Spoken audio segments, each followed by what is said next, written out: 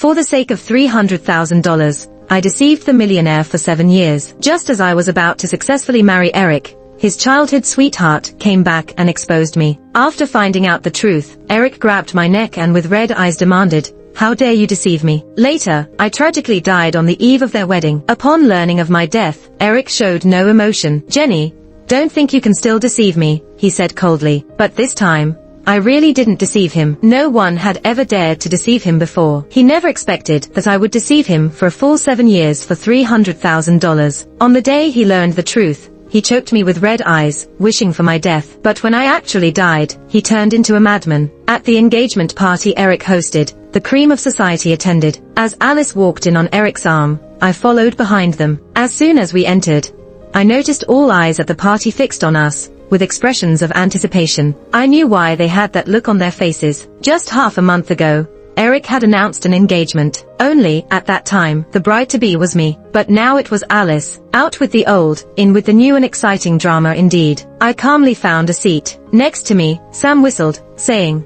"I told you the stand-in could never beat the first love. I won the bet." Upon hearing this, Eric glanced over. His face darkened, his hand gripping a glass tightly, veins bulging. Instinctively, I touched my neck, still feeling the fear. Only a few days ago, that hand had been choking me. The suffocating sensation wasn't pleasant. Seated beside me, Alice chatted and laughed, striking a victorious pose. Everyone knew Alice was Eric's first love. They had grown up together. 7 years ago, Alice had left Eric to pursue her dreams abroad. When she returned a few days ago, she immediately sought out Eric. Returning to chase her dreams, she remembered her crush from her youth, only to find he was now with someone else. At the party, Alice recognized me at first glance and knew I was her stand-in. I thought she would force me to leave. I didn't expect her methods to be more ruthless than I had imagined. She discovered that my relationship with Eric was a sham. During a wedding dress fitting at home, Eric called me suddenly, slurring his words heavily intoxicated. That incomplete sentence sent a chill down my spine. But what worried me more was that Eric had never been this drunk before. Afraid he would get into trouble, I got the address and rushed over without even changing out of the wedding dress. Upon arrival, I realized it was a gathering for Alice's welcome back, organized by her classmates. In the spacious private room, Eric silently drank, while Alice leaned on him as if defenseless. Seeing me, Alice flashed a smug smile. Others chuckled. My heart sank little by little. It seemed that I couldn't hide the truth about deceiving Eric for 7 years any longer. Seeing me in a wedding dress, Alice taunted, "Jenny, couldn't wait to be Eric's wife, huh?" I ignored her and went straight to Eric. "Eric, let's go home." Eric shoved my hand away. "Why did you lie to me?" My heart grew cold. He had indeed found out about the 7-year charade I had played. Looking at me with red eyes, he asked fiercely, 30,000, Jenny, am I only worth 30,000 to you?" Born with a silver spoon, Eric didn't know that 30,000 could buy a life, especially the life of a despicable person like me. When Alice went abroad, Sam from the social circle saw me working in a bar. My striking resemblance to Alice sparked an idea in him. The mischievous Sam, who despised Eric's arrogance, wanted me to be Alice's stand-in, seduce Eric, and bet whether he would fall for me. At first, I refused. I didn't want to be a rich man's plaything, nor did I want to do something so morally bankrupt. But then my adoptive grandmother got into a car accident, lying in the ICU, with the hit-and-run driver still at large, and no one to compensate for it. I worked multiple jobs day and night, but the high medical bills still tied my hands. At that time, every time I opened my eyes, all I saw were the overwhelming bills and the endless death notices to sign. Which was more important, life or morals? I didn't know. All I knew was that I couldn't bear to watch someone important to me die. 30,000 was my only lifeline. In the end, I agreed to the gamble. Knowing Eric's identity, I had thought about backing out, but 30,000 was too much, and a life was at stake. I couldn't afford to lose. I didn't dare to lose. I put in a lot of effort to imitate every move and expression of Alice, shaping myself into a perfect stand-in. When I appeared before Eric with a face so similar to Alice's, as expected, he wavered. Later, I became Alice's stand-in, and also Eric's official girlfriend. Everyone bet on when Eric would discard me. I bet on when Eric would fall in love with me. This gamble lasted for 7 years. I had already forgotten about it, only to have Alice bring it all back to light. I had imagined many times how Eric would react upon learning the truth, but I never expected him to be crazier than I had imagined. Eric pinned me against him, eyes bloodshot. Are all of these true? Unable to look at him, I turned my head and said, yes. Was the intentional closeness also true? Yes. Eric gritted his teeth. Jenny, did you never like me even a little? In his hoarse voice, I sensed a trace of restraint. My heart stung. For that brief moment, I wanted to tell him everything. But when I saw Alice enjoying the show by his side, I hesitated. After a cocktail party, her eyes were clear, as if she hadn't had a drop of alcohol. I knew, based on her background, she didn't have the qualifications to refuse the toasts from everyone. The only one who could protect her was Eric. Once upon a time, Eric had also taken me to a class reunion and introduced me as his girlfriend. The socialites in the circle then took turns toasting us under the guise of congratulations. At first, I drank to save face for Eric, but gradually, it didn't feel right. The toasting went on, never ending. I couldn't handle my liquor, so I turned to Eric for help, but he just stood there watching, ignoring my pleas. Seeing Eric's indifference, they became more enthusiastic. From toasting, it turned into force-feeding me alcohol. There was no room for refusal. I, a timid person, dared not offend them, so I could only drink one glass after another. In the end, I was forced to drink so much that I ended up hospitalized with internal bleeding. And all I got was, just a plaything. When it's not fun, move on to the next one. Thinking about this, a sour and bitter feeling overwhelmed me, clogging my throat so I couldn't make a sound. He looked at me in silence, gritting his teeth. Good, very good. In a fit of anger, he poured the red wine in his hand over my head. The wine ran down my face, blooming blood-red flowers on the pristine white wedding dress. I stood in the luxurious box, looking disheveled, but he seemed not satisfied with his revenge. He viciously grabbed my neck, his face twisted like a demon from hell. The noise in the box brought me back to reality. Inferior people are just overestimating their capabilities. Only Alice is worthy of Eric. That Sam was still blabbering. Eric's face remained unchanged as he set his glass down heavily. With a bang, the people at the table fell silent. Seeing this, Alice stepped in to defuse the situation. Let's not talk about those unpleasant things anymore. Next week, Eric and I are getting married. Everyone is invited to the wedding. Those present felt relieved and they raised their glasses to toast and congratulate the couple. Instinctively, I picked up a glass, only to realize my hand passed through it. It took a moment for it to sink in. I was already dead. Alice had caused my death on the day Eric told me to die. After Eric humiliated me that day, he left with Alice, leaving me alone at the halfway hotel. I was mocked by the socialites at the party. Worn lowly, they looked down on me. They saw me as a social climber, who attached herself to the privileged by any means. Except for my pretty face and Eric, I wouldn't have appeared before them in this lifetime. Before, I was under Eric's protection, so they never dared to confront me directly, only to badmouth me behind my back. Now that I was discarded by Eric, they finally took the chance to taunt me mercilessly. They grabbed my hair and pushed my head into the pool. I was choked, my eyes turning red. Look at what they are. Sam pinched my face, a lecherous smile on his face. You like climbing beds so much, I'll reluctantly let you come to climb mine. I wanted to see what it felt like to be slept with by someone who had been slept with by Eric for 7 years. Looking at his face full of boldness, a sense of nausea overwhelmed me. Who do you think you are to humiliate me? I slapped him across the face. He was stunned by my retaliation. Taking advantage of the opportunity, I acted recklessly, charging at him like a mad dog, clawing and biting. The scene became chaotic. When the security guards finally escorted me out of the hotel, it was already midnight. Physically and mentally exhausted, as I drove home,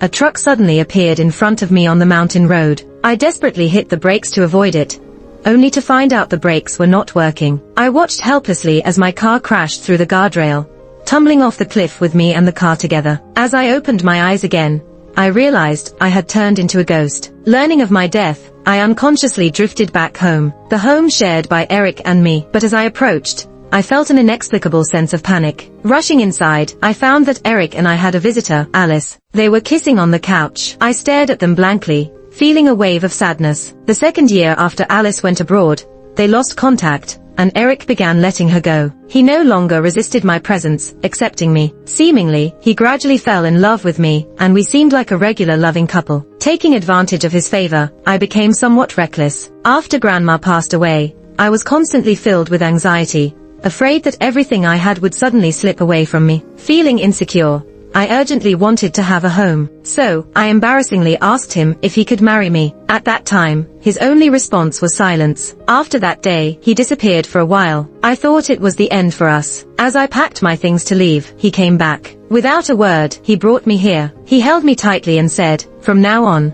this is our home." He clearly said our home at that time. But why has he brought Alice now? Alice was struggling in Eric's arms. Eric was drunk, holding Alice's waist with blurred eyes, breathing heavily, wishing he could squeeze Alice into his bones. In his drunken state, Eric's actions were rough, causing Alice to cry out in pain, softly calling out, "Eric." Upon hearing Alice's voice, Eric paused for a moment, then let go of her. Lying in his arms, Alice was confused, asking, "Eric, why did you stop?" Looking at her face quietly, Eric finally spoke, "Alice." Softly, Alice replied, "It's me, Eric." Getting a response, Eric suddenly pushed Alice away, startling her with his unexpected move as she realized something. He mistook her for me. It turns out that even after 7 years, I left a mark on his heart. Covering his face, Eric apologized, "Sorry, Alice." Holding his face, Alice looked into his eyes and said, word by word, "Eric, that woman approached you just for money. She doesn't love you at all. She lied to you for 7 years, and in her eyes, you are not as important as 300,000. If it wasn't for her scheming to take you away,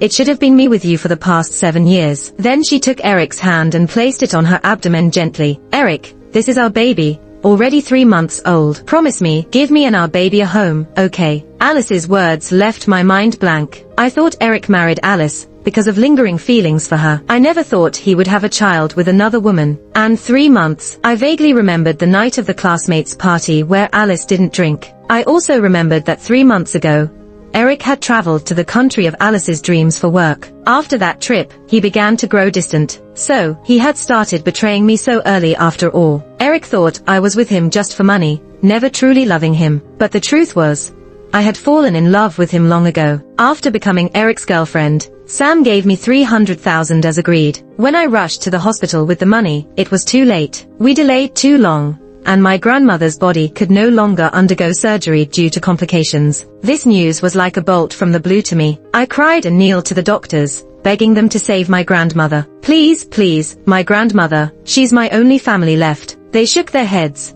saying there was nothing they could do. At that moment, I realized clearly that I was really about to lose my last relative. I was born into a family of gamblers. Before I was born, my family was relatively wealthy. My father went into business and was moderately successful. Our family was harmonious, but everything changed after I was born. My parents started gambling. It started as a pastime, but gradually became an obsession. They earned a fortune through gambling. They even had a younger brother later on. But on my 7th birthday, they went bankrupt. I always envied my brother for having a birthday where he could have delicious cake and receive desired presents. I could only eat the leftover cake crumbs from his celebrations. My biggest wish then was to have my own birthday cake. I remember begging for a long time, but they never agreed. Until one day, I accidentally saw my mother's hand of cards. I was scared to death, but the expected pain did not come. To my surprise, my mother won. She smiled and finally agreed to my request. Naturally, there was no birthday cake, but they generously let me choose a birthday gift. I chose a book. I eagerly waited for them to come home and celebrate my birthday that night. But that day, they lost all their money and accumulated debts they would never be able to repay. Because I was a girl, they already didn't like me. So, they blamed all their bankruptcy on me. My father, in a fit of anger, slapped me across the face. "If it weren't for you demanding a birthday, we wouldn't have gone bankrupt. Now look, bankrupt and you're happy," he said. That day,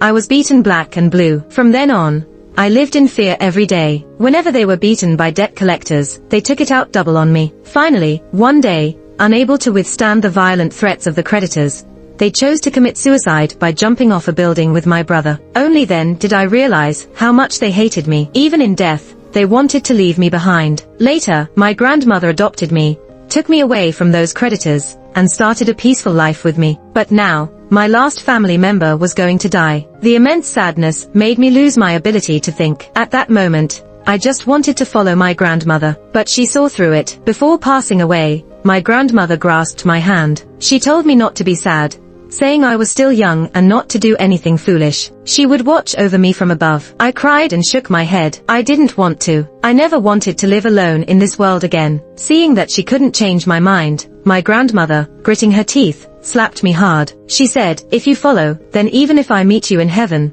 I won't recognize you." In a panic, under my grandmother's firm request, I finally agreed. After my grandmother's death, I returned to Eric, trying to love someone as my grandmother's last wish. I returned the $300,000 to Sam. From that day on, I was no longer just Alice's stand-in, but my own person. Over the 7 years that followed, I had already fallen in love with Eric. The day he proposed to me, I was so happy.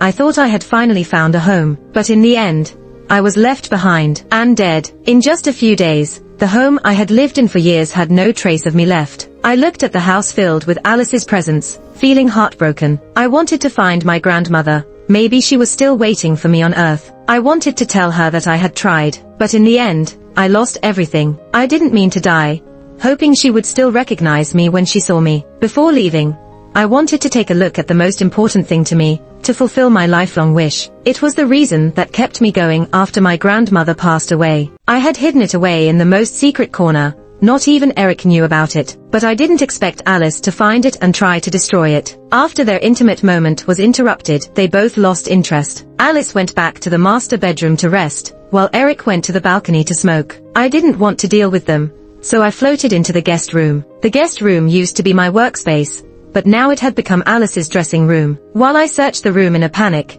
I realized that the thing I had hidden was gone. As I searched frantically, I heard Alice scream from the master bedroom. Suddenly, a sense of foreboding filled my heart, and I floated over to take a look, my heart stopping. She had thrown my most important thing onto the floor. It was a painting I had made with my own hands. Ever since I followed Eric 7 years ago, he made me quit my job. He gave me a bunch of art supplies and asked me to learn how to paint. He said, "When you paint, you look the most like her." Back then, I had to desperately learn to paint to please him in order to save my grandmother. After my grandmother passed away, I dove into painting to escape reality. Over time, I unexpectedly fell in love with painting. I even won several international awards and got accepted into a top art school in Italy. It was the school Alice had been dreaming of getting into for 7 years. After hearing Alice's scream, Eric walked over and picked up the painting, his expression changing. The painting depicted a baby with blurry features, and the dark tones gave it a creepy feel. Alice rushed over and held onto Eric's arm,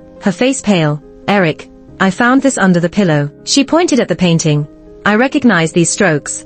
I can't be wrong. It's that woman, it's Jenny." She secretly put it under the pillow. Eric comforted the trembling Alice in a soft voice. Alice, trembling in his arms, said, "I heard from someone that putting something like this under a pregnant woman's pillow can cause a miscarriage." She covered her stomach, her voice choked up. "Jenny, she is cursing me and my baby." I floated in the air, watching Alice's face full of sorrow and anger, shaking my head incredulously. "No, it shouldn't be here. I clearly left it in the guest room." It was Alice who found it and intentionally put it under the pillow. After hearing Alice's words, Eric's face darkened. Even though he didn't believe in such things, seeing Alice scared and clutching her stomach made him furious. He tried calling me to confront me, but couldn't get through. In a message, he angrily warned me, "Jenny, don't play these games with me. If anything happens to Alice or the baby, I won't let you go." Then, he angrily threw his phone away. It wasn't me. I didn't put it there. I yelled in Eric's ear, "I'm already dead." But he couldn't hear anything. "Eric, I'm scared. Please tear it up." Alice urged him while trembling. "For the sake of our baby, we must not let her succeed." Eric looked at the tear-streaked Alice, frowning deeply as he tightly gripped the painting. "No." I rushed over to stop him, but I just passed through Eric's body. I watched in horror as he tore the painting viciously. Tears streamed down my face. I watched it being slowly torn to shreds. It felt like my heart was being torn apart too, the pain making me curl up. Why wasn't it enough to die because of me? They also had to destroy the last bit of hope left for me. I watched with tears and resentment as Eric, in his rage, tore apart my most precious thing. "But do you know, Eric, the painting you tore apart is also your child." 2 years ago, Eric and I had a child. Despite the low probability due to my severe health issues from overworking, I still got pregnant. The day I found out, I was overjoyed, eager to share the news with Eric. But that day his father had an accident.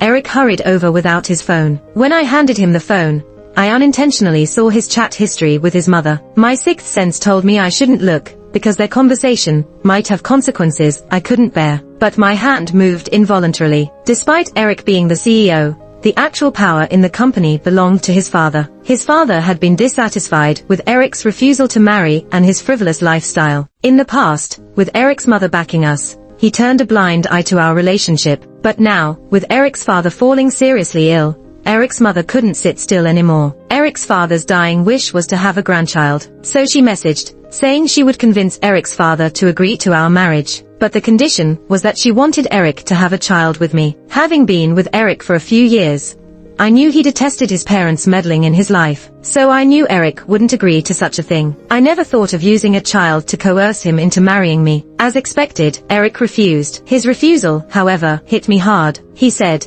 "You already control my life, and now you want to control my child's life too. I will never have children in my lifetime." Until the second month, when Eric's father passed away, I didn't tell him about my pregnancy. There was no need to tell him, because he simply didn't want the child. I wanted to leave. I planned to secretly give birth to the child on my own. But before I could leave him, the unexpected happened. The debt collectors from earlier found me. Those thugs with tattooed arms blocked my door, demanding money. It had been a long time, and now they were targeting me since I had money. The head thug whistled and looked around the house.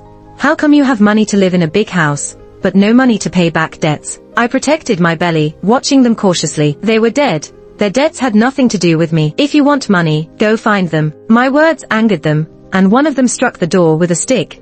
"It's only right to pay off a parent's debt. Just because they are dead doesn't mean you don't have to pay back." They forcefully entered, grabbed my neck, and pushed me onto the couch. Eric, returning home, witnessed this scene, rushed in, rescued me, and fought them off. The security guards, who followed, also joined the battle. The thugs were at a disadvantage. One of the thugs, seeing he couldn't win, suddenly pulled out a knife and lunged at Eric amidst the chaos. I instinctively used my body to shield Eric, and the knife pierced my belly. In the end, Eric only suffered minor injuries. I was badly injured and hospitalized. The child was gone too. During my 2-week hospitalization, he never mentioned the child. Well, he didn't want the child in the first place. Losing the child should have been a relief for him. But why now did he have a child with Alice? Watching Eric and Alice cuddling together, I felt hopeless. The child he never wanted turned out to be mine and his all along. I sobbed, looking at the torn-up painting, while Alice, protected in Eric's arms, revealed a victorious smile when he wasn't looking. Her smile felt like thorns, piercing my heart repeatedly, leaving me in despair. I wanted to retaliate against them, but I couldn't even ruffle a hair of theirs. I was helpless. I didn't want to stay here anymore. Their loving actions seemed to mock our 7 years together as a joke. Panicked, I rushed out the window, hitting an invisible wall. The moment I collided with it, every part of me felt intense pain. My face drained of color, tears streaming down. I stared blankly ahead. Why couldn't I leave? Desperate, I tried many times to endure the severe pain, but I couldn't escape. I didn't understand why, after death, I still lingered on Earth. Now, even the ability to leave them was stripped from me. In my life, I had read that a lingering spirit was due to attachment, but my attachments were just destroyed by them. Moments of regret made me recall my grandmother's words. She once said that besides attachment, a lingering spirit stemmed from resentment. Was I left here by the heavens to witness their karma? In the following days, I felt like a puppet tied to them, unable to escape. Initially, I resisted, but later, I became numb. Expressionless, I watched Eric choose a wedding dress for Alice, shopping together for baby goods. As they happily discussed their future child, I found my hand caressing my belly. After death, I missed my child more than ever. For days, I wondered when my body would be discovered and when I would see their retribution. Fortunately, it didn't take long. A week later, on the day of their wedding, Eric learned of my death. Alice, in a couture wedding dress, awaited Eric with happiness to exchange rings. Before the wedding began, a call shattered their happiness. Eric received a call from the police, informing him of my accident. He frowned, not believing it. After all, over the past 2 years, he had received such calls more than once. As expected, he said, "Jenny, what suicide stunt are you pulling now? Don't think you can deceive me again." 2 years ago, I had attempted suicide. It was due to severe depression after a miscarriage. When Eric's mother saw that I had once risked my life to save Eric, she finally agreed to let me into Eric's family. When I attempted suicide for the first time, Eric panicked. He pulled me out of the bathtub with slit wrists, rushed me to the hospital for treatment. That day, when he held me, his whole body was trembling. He cried and begged me, "Please, Jenny, don't die." In the end, I was saved. After that, Eric took great care of me, unlike before. But I couldn't stop thinking about dying. I thought Eric, who didn't love me, would get fed up with me and leave me. But he stayed by my side all along. It seemed like he really fell in love with me. When I tried to harm myself without him noticing, he would frantically slap himself in reproach. And when I couldn't hold on any longer, he would hold me tightly, crying and begging me not to leave him, saying he wanted to be my family. He helped me gradually emerge from the shadow of depression. After 2 years together, I started to believe that he truly loved me. So, on the day I was cured, I accepted his proposal. But how much he loved me then, he equally hates me now. Jenny, stop haunting me. I'm done with you. I don't have time for these games with you. Just as Eric was about to hang up, the policeman on the other end spoke up. Jenny had a car accident, and we found her car at the bottom of the cliff. We also found a medical report with an ultrasound showing that she was pregnant. Upon hearing the policeman's words, my mind shattered into pieces. It turns out that it wasn't just me who was killed, but also my child. I remembered going to the hospital before. I would often feel inexplicably depressed and lose my appetite. Afraid of another depression episode, I went for a checkup. Unfortunately, I died before seeing the report from the hospital. I weakly touched my abdomen, not understanding when another life had appeared there. Since the incident 2 years ago, I had been avoiding getting pregnant to prevent experiencing the pain of loss again. But when I wasn't aware, it happened. And once again, I lost it without knowing. I thought Eric would hate me when he heard of my death and would be indifferent. But Eric's reaction surprised me. He left Alice and came to the police station. As the truck driver who hit me escaped, my death went unnoticed. It was only when the driver was detained for driving under the influence yesterday that this matter came to light. Eric's eyes turned red when he saw the tattered ultrasound with blood stains. Our child was almost a month old. He trembled, holding the ultrasound close to him, sobbing in agony. I floated behind him, feeling numb. Now, I can't tell if Eric loves me or hates me, loving me yet abandoning me, hating me yet shedding tears for me, but I don't care anymore. I just want to see my body soon, to leave with my child. But the police said they found my car at the bottom of the cliff,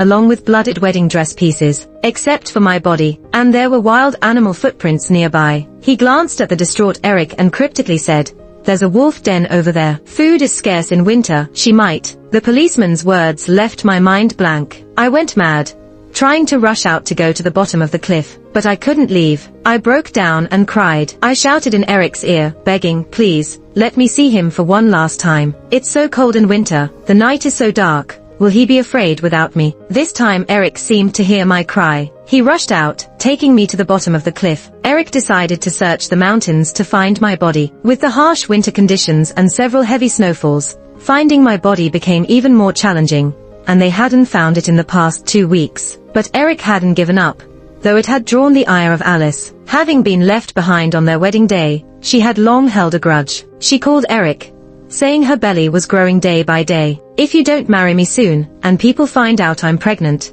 I'll become a laughingstock." Standing in the snow, Eric, with tears in his eyes, refused. "Alice, just wait a bit longer. She had been by my side for so many years, and I couldn't give her anything. I owed her, and this time I must give her an explanation." I floated behind him, weakly smiling. After my death was discovered, I grew increasingly weaker. I didn't know if I could hold on until the day they found my body. I was starting to become dazed and confused. A week later, the search team reported finding clues to my body. Excited, I looked at Eric with anticipation, but he suddenly ordered the search to stop. Alice had fainted. In haste, Eric carried the unconscious Alice and rushed to the hospital. The doctor, who attended them, was a newly returned high-achieving John from abroad. He seemed familiar to me, but I was too weak to recall where I had seen him, nor had the strength to think about it. After examining Alice's reports, John explained the cause to Eric with a grim expression. "Poor nutrition, the child is 5 months old, a bit small." I watched Eric's pained face, but before I could process it, I weakly lost consciousness. When I woke up again, I found Eric had brought Alice to the bottom of the cliff. Alice didn't understand why Eric had brought her there. She looked at the somewhat gloomy bottom of the cliff, and instinctively sought shelter from Eric. Eric escaped. Her face turned pale for a moment. "Eric, why are you here?" "I'm scared," she said, turning his head. Eric stared at her. His expression was sinister, with no emotion in his dark pupils. Then he chuckled strangely and said, "You're scared.